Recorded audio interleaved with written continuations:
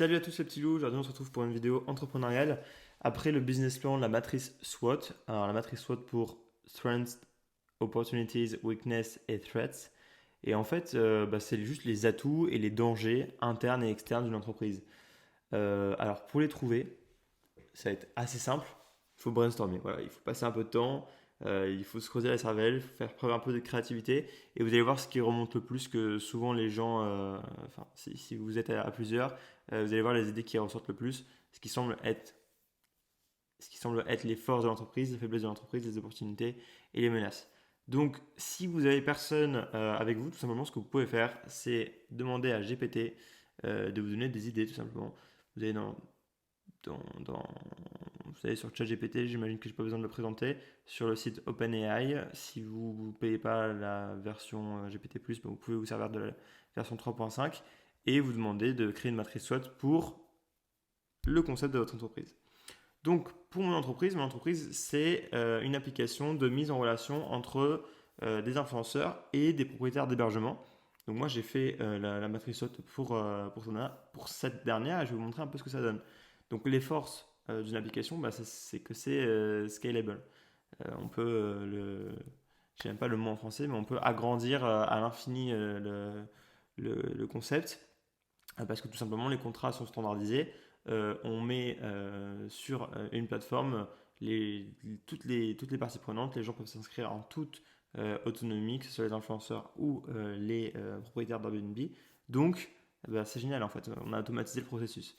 Ensuite, c'est innovant, donc voilà, c'est un concept innovant, pardon, et donc ça peut attirer l'attention du marché.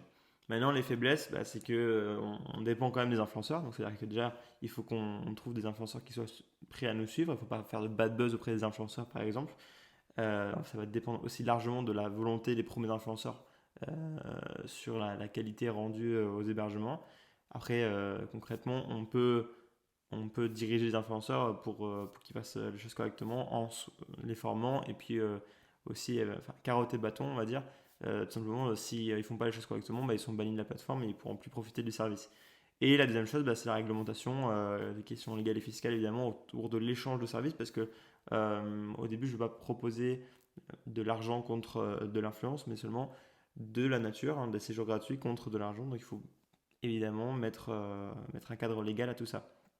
Ensuite, au niveau des opportunités, on a un marché de l'influence qui est croissant.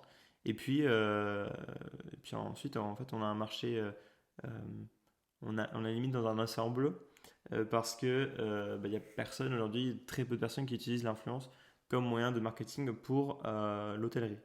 Voilà. Pour les locations de courte durée. Ensuite, on a la possibilité de faire des partenariats, donc de faire de l'affiliation avec d'autres entreprises comme des agences immobilières, comme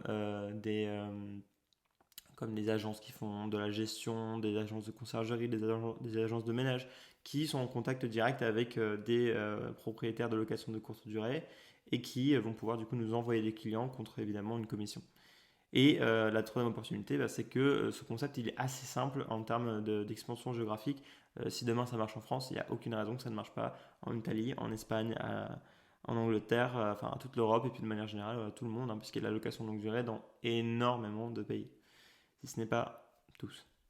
Et du coup, en ce qui concerne les menaces, on a évidemment la concurrence. Il n'y a pas une concurrence directe, ce concept n'existe pas sur le secteur de l'hébergement, mais il existe déjà sur le secteur de la restauration.